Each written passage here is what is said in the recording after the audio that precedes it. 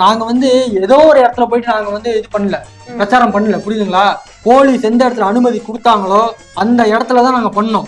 Police அனுமதி கொடுக்காத இடத்துல நாங்க பண்ணிருந்தா நீங்க கேள்வி கேட்கலாம் சார்.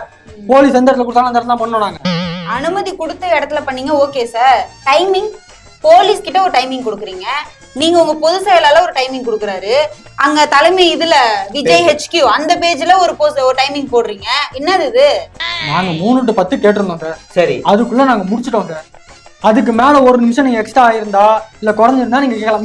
3 மணிக்கு கொடுத்தோம்ல, நாங்க 2:30 மணிக்கு அங்க வந்து பேசுறோம், இல்ல 10 மணிக்கு மேல பேசுறோம்னா நீங்க சொல்றது வந்து நியாயம் இருக்கு சார். உங்க தொண்டர்களை மிஸ்லீட் பண்ணிருக்கீங்க. அந்த HQ பேஜ்ல விஜய் HQ-வா TVK HQ-வா அதுல 10 மணிக்கெல்லாம் தலைவர் வந்துருவார் அப்படின்னு அறிவிச்சிட்டீங்க. அதனாலதானே ஆமா, கூட்டம் அதிகமா இருக்கு. அது இல்லாம பொதுச் செயலாளர் 12 மணிக்கெல்லாம் வந்துருவாருன்ட்டாங்க. பஸ்ல உட்காந்துட்டு இருந்த தேங்காய் சட்னி அவரு இன்னும் 1/2 மணி நேரத்தில் வந்து கொண்டிருக்கிறார், புயலை போல வந்து கொண்டிருக்கிறார், சிங்கத்தை போல வந்துகிட்டு இருக்காருன்னு பல்ப் ஏத்தி விட்டு நல்லா சூடேத்தி விட்டார். அதனால அந்த கூட்டம் தான் அது. சரி, அதை விடுங்க. பாதிக்கப்பட்டவங்களை ஏன் நேர்ல போய் பார்க்கல சார்? இது நான் முக்கியமா பேசணும்னு நினைச்சேன்.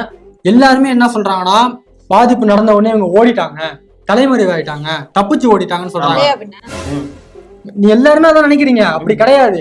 நீங்க என் போனை எடுத்து ட்ராக் பண்ணி பாருங்க. GPS எல்லாம் இருக்குல்ல, இவ்வளவு டெக்னாலஜி வச்சிருக்கீங்களா, ட்ராக் பண்ணி பாருங்க. நாங்க கரூரோட பார்டர்ல தான் நின்றுட்டு இருந்தோம். நாங்களும் அந்த அண்ணன் புஷியனும் அங்கதான் நின்றுட்டு இருந்தோம். நான் கூட தான் செல்போன் இங்க வச்சுட்டு மதுரை போயிட்டு வருவேன், கேட்டா நான் இங்கதான் இருந்தேன்னு சொல்லுவேன்.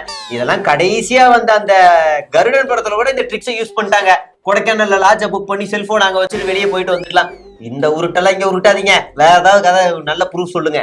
வீடியோ ப்ரூஃப், CCTV ப்ரூஃப் இருக்கா? அதை வெளியிடுங்க, நாங்க நம்புறோம். சும்மா ஏதாவது சிக்னல் வச்சுலாம் பண்ண முடியாது சார். அதே போல என்ன சொல்றீங்கன்னா, நீங்க வந்து கேக்குறீங்களா ஏன் இத்தனை நாள் வரல, அடுத்த நாளே வந்திருக்க வேண்டியது, முதல் நாள் போனா அடுத்த நாள் வர வேண்டியது, அடுத்த நாள் வர வேண்டியது கேக்குறீங்களா? அப்படி இல்ல சார், நீங்க நினைக்கிற மாதிரி இல்ல. நாங்களே வருத்தத்துல இருக்கோம் சார். வருத்தத்துல இருக்கும்போது ஒரு எங்க வீட்டுல சாவு விழுந்துருச்சு. இப்படி ஒரு சோகத்தை நான் என் வாழ்க்கையில பார்த்தது இல்ல சார். நான் இதுக்கான காரணத்தை சொல்ல வர கொஞ்சம் புரிஞ்சுக்காங்க. ஒருத்தவங்க வீட்டுல வந்து ஒரு டெத் ஆயிடுச்சு அப்படின்னா என்ன பண்ணுவாங்க, 18 நாள் துக்கம் அனுசரிப்பாங்க, புரியுதுங்களா? அதே மாதிரிதான் 18 நாள் நாங்க துக்கம் அனுசரிச்சோம். அதனாலதான் நாங்க எதுவுமே வெளில வந்து பேசல. 18 நாள் அவங்க வீட்டுக்கும் போகல. ஆமா, 18 நாள் ஆயுத பூஜை கொண்டாடிருக்காங்க, துக்கத்துல கொண்டாடிருக்காங்க. அதாவது பாதிக்கப்பட்ட ஒரு சின்ன பையன் முகம்லாம் தோல் உறிஞ்சிருக்கு, அவனே வெளியில வந்து பேசுறான். குழந்தை இறந்த அம்மா வெளியில வந்து பேசுறாங்க, மனைவி இறந்த கணவர் வந்து பேசுறாங்க, குடும்பத்துல 3 பேர் இழந்த ஒருத்தர் வந்து பேசுறாரு. அதாவது அவங்களே வெளியில வந்து பேசுறாங்க அப்படின்னா சம்பந்தப்பட்டவர்கள் இப்போ வரைக்கும் பேசலங்கிறதான் கேள்வி. கேட்டா துக்கத்துல இருக்கிறேன், நசுங்கி போயிருக்கேன், பிதுங்கி போயிருக்கேன், கஷ்டத்துல இருக்கேன்.